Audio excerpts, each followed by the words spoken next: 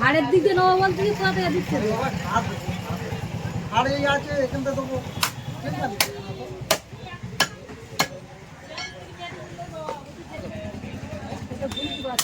আমরা একদিন ব্যবসা করছি যে বলছি আমার আজকে মাংস দিয়ে কালকে আসবো না, সারা বলছি তুমি বলছি আর চলে এসো 15টা আসো আর একজনের দেবো বাইরে চলে যাবো।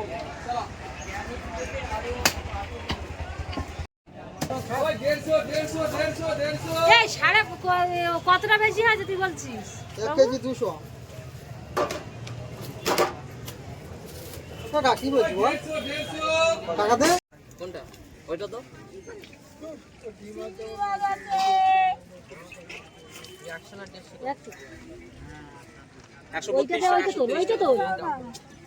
এটা হচ্ছে আমার এক ভাগনা। কেটে দেবে ভাত রান্ধতে হবে না। ভাজা খাবে, বড়া খাবে।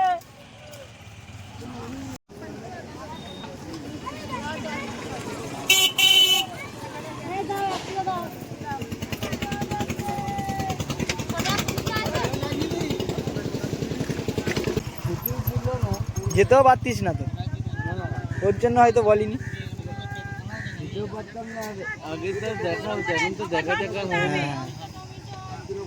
আপনারা তো দেখলেন যে ভাই আর মা বাজার থেকে মাংস কিনে এনেছে, খাসির মাংস। তো নমস্কার, আমাদের পরিবারের নতুন একটি পর্বে আর একবার সবাইকে স্বাগত জানাচ্ছি। আর মা সমস্ত কিছু রেডি করে রেখেছে, পেঁয়াজ রসুন আদা সব ছাড়িয়ে সুন্দর করে রেডি করে রেখেছে।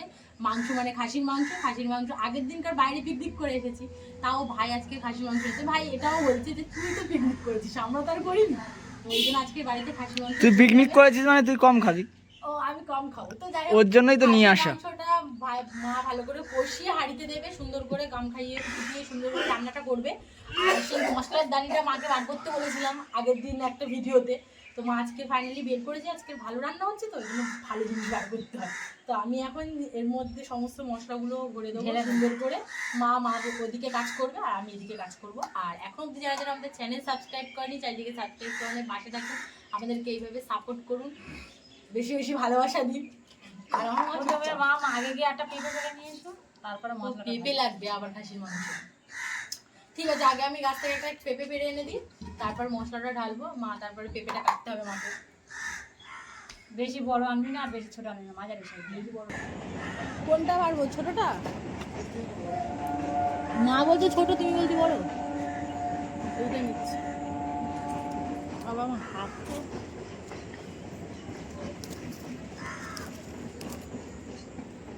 এই পেঁপেটা নিলাম। মা একটু ছোট পেঁপে নিতে বলেছে, তাতে ভালো হয় তরকারিটা, আর সেদ্ধও হবে তাতে মাংসটা। গেলাম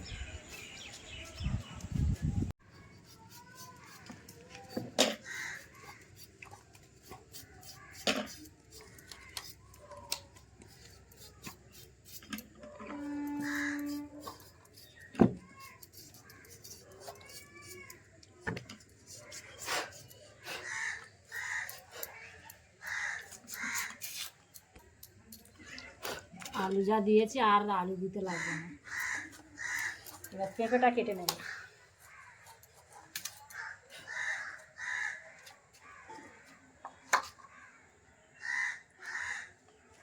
পেঁপে ঘষে যে আটাটা বেরিয়েছে সেই আটাটা মাংসের মধ্যে দিয়ে দেবো।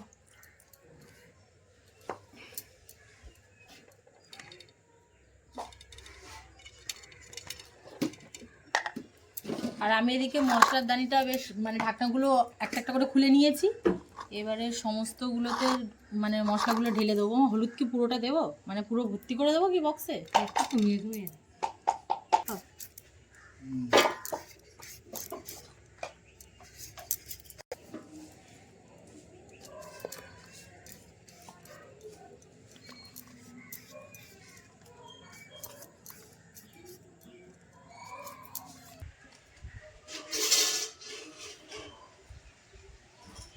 চেপে দেবো। ইয়ে করা হবে না,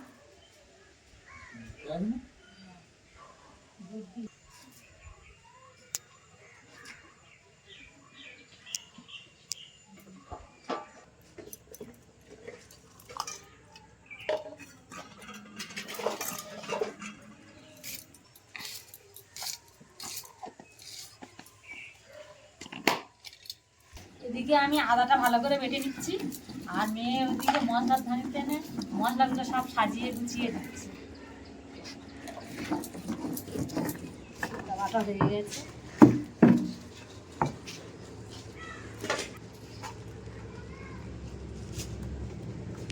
রসুনটা বেটে নেবো।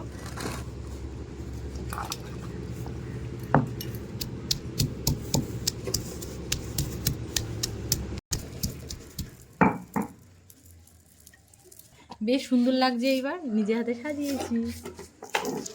সমস্ত কিছুই রেখেছি, গরম মশলা, লঙ্কার গুঁড়ো, হলুদ গুঁড়ো, জিরের গুঁড়ো, ধনের গুঁড়ো, এটা একসঙ্গে মশলাটা এটা, আর নুন, পাঁচফোড়ন, শুকনো লঙ্কা। এবার ঢাকনাগুলো লাগিয়ে দেবো। রসুন বাটা হয়ে গেছে, এবার মাংসটা মশলা দিয়ে মাখিয়ে নেব।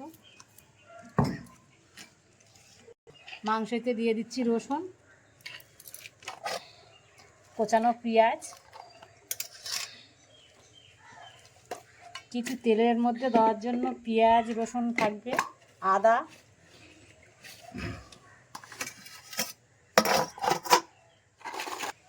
হলুদ গুঁড়ো, এইবার বেশ ভালো লাগছে, লঙ্কা গুঁড়ো, লবণ স্বাদ মতো। এখানে আছে ধনে, জিরে, গোলমরিচের গুঁড়ো একসঙ্গে।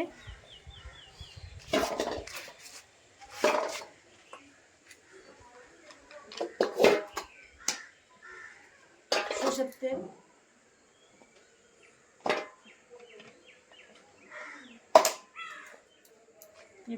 পেঁপেটাও কিন্তু এর সঙ্গে মাখিয়ে নেবো মাংসের মধ্যে ভালো করে।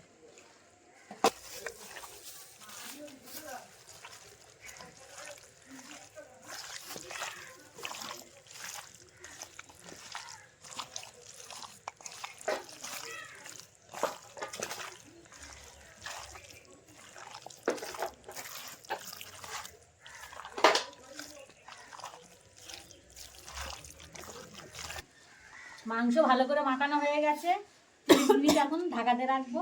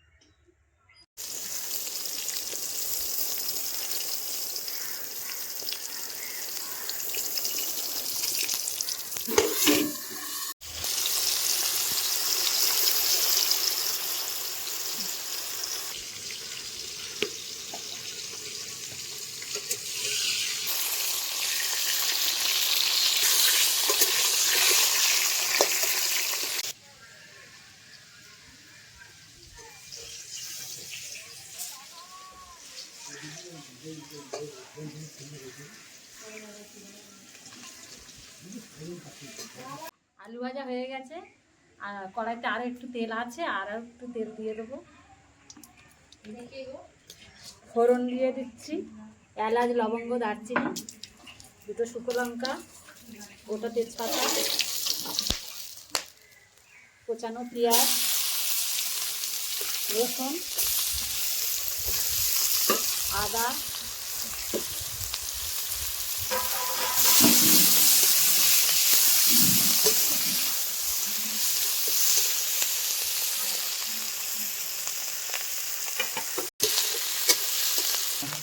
মশলাটা আমি ভালোভাবে লাল লাল করে কষিয়ে নেব। মশলা কষানো হয়ে গেছে, কেটে রাখা টমেটো, হলুদ গুঁড়ো মাংসতে দিয়েছি, আর একটু হলুদ গুঁড়ো দিয়ে দেবো।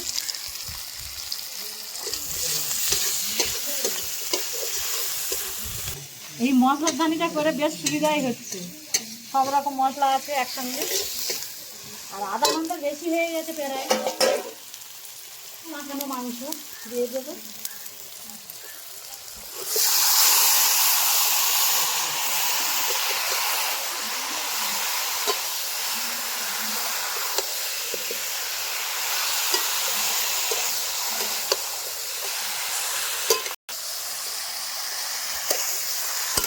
ভালো করে মাংসটা কষিয়ে নেব।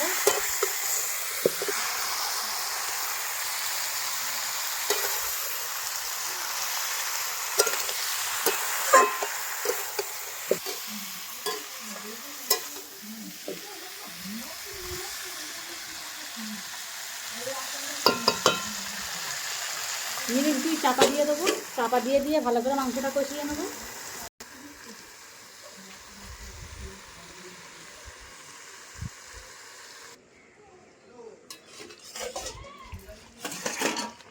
মাংস থেকে জল ছেড়ে দিয়েছে, এবারে আলুটা দিয়ে দেবো। কতটা জল উঠেছে, এই জল মরবে তারপর তেল ছাড়বে।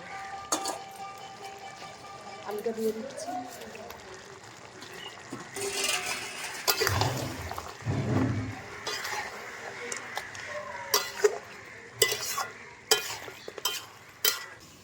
মাংস পুরো কষানো কমপ্লিট হয়ে গেছে, এখন আমি হাঁড়ির মধ্যে দিয়ে ভালো করে ফুটিয়ে নেব।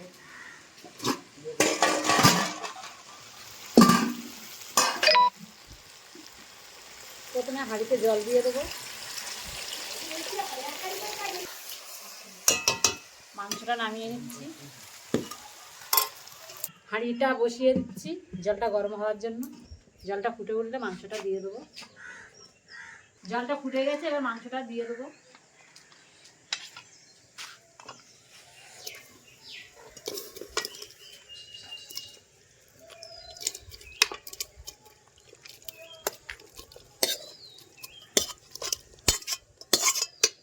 কড়াটা ধুয়ে আর একটু জল দিয়ে দেবো, দিয়ে আমাকে অ্যাডজাস্ট করা। ঢাকা দিয়ে দিলাম, এখন ভালো করে ফুটবে। মেয়ে আর মেয়ের বাবা খেতে বসে পড়েছে, আর এদিকে মাংসের ঝোল ফুটছে, আর ডাল আর বেগুন ভাজাটা আগে দিয়ে দেবো। আগে বেগুন ভাজাটা দাও, বেগুন ভাজা দিয়ে দাও। বেগুন ভাজাটা আগে করে নেওয়া হয়েছিল তো, আচ্ছা, তো বাবার আগে বেগুন ভাজা আর ডালটা দিয়ে দিই। ঠিক আছে, আমার ডাল দিয়ে দাও একটু, ডাল আর একটু বেগুন ভাজা দাও। দেখো আর দেবো, না না, থাক থাক, কম থাক, কম। এটা তো আরও একটা ছিল। আর না,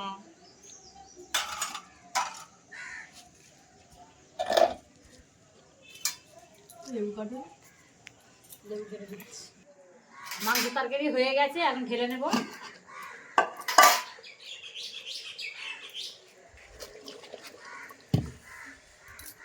প্রচন্ড ভাব, হাতে ভাব লাগবে, একটু চামচ দিয়ে আগে কাটিয়ে নেই।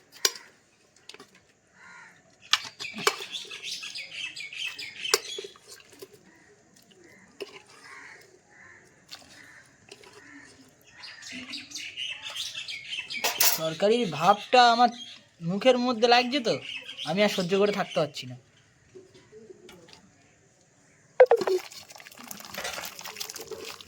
খুব টেস্টি হয়েছে বলছিস?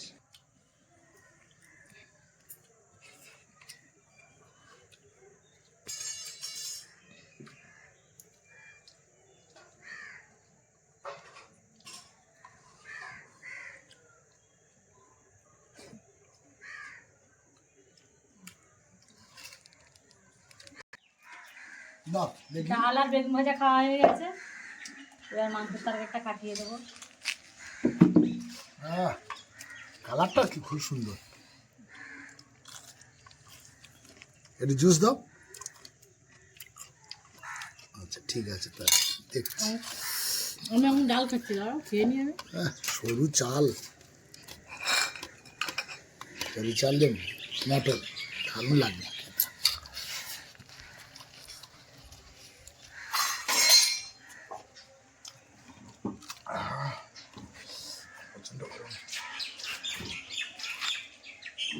তো দিদির তো তরকারি মানে খুব ভালো হয়েছে, আর ভাতটা শেষ, আর তোর বাবার এখনো ভাত আছে। অসাধারণ হয়েছে, খুব সুন্দর হয়েছে, খুব ভালো লাগছে খেতে। মা ভালোই করেছে রান্নাটা। রান্নাটা কিন্তু সুন্দর হয়েছে, মা বেশ কাটকিট করে করেছে। কিন্তু ওই দিশির থেকে আসল কথা হলো রিয়াজি সবারই ভালো লাগে, আর আমার তো ভালো লাগেই। তো দিশিটাও ভালো, তো পাইনি কি করবে, রিয়াজি মাংস পাইনি, তাই জন্য দিশিটা আনা হয়েছে। তা বলে কি মাংস খাবো না? আমার কিন্তু খুব সুন্দর লাগে দিশি, খুব ভালো। ঝোল দিই।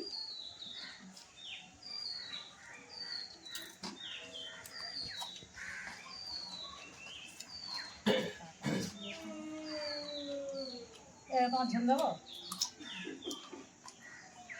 একটু পরে নিচ্ছি, আমাকে অল্প করে দুটো ভাত দাও। বেশ বেশ, ঠিক আছে ঠিক আছে ঠিক আছে। মামের জি না অল্প আর না। দাও আমার কপিস মাংস দাও, খুব ভালো, রান্নাটা খুব ভালো হয়েছে। আরে জুস দিও না, খালি ইয়ে দাও। মাংস কি ব্যাস, হ্যাঁ। ভালো লাগছে না, একটু ঝোল দাও, সবকিছু ঝোল আর না। রান্নাটা খুব ভালো হয়েছে বলে আবার নিলাম।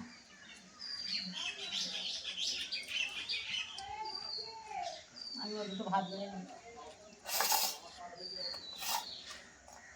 দুটো না, তুমি একটু বেশি করে নাও। খাওয়া দাওয়ার পর্ব চলতেই থাকবে, কারণ খাসি মাংস খেতে সবারই একটু টাইম লাগে। তো সত্যি তরকারিটা অসাধারণ হয়েছে, রিয়াজি মাংস হলে একটু বেশি ভালো হতো। তো যাই হোক, পুরো পর্বটি এতক্ষণ আমাদের সঙ্গে থাকার জন্য ধন্যবাদ। অবশ্যই পর্বটিকে লাইক করবেন, শেয়ার করবেন, আর কমেন্ট করে জানাবেন আপনাদের কেমন লেগেছে আজকের পর্ব। টাটা, আবার নতুন কোনো পর্ব দেখা হচ্ছে।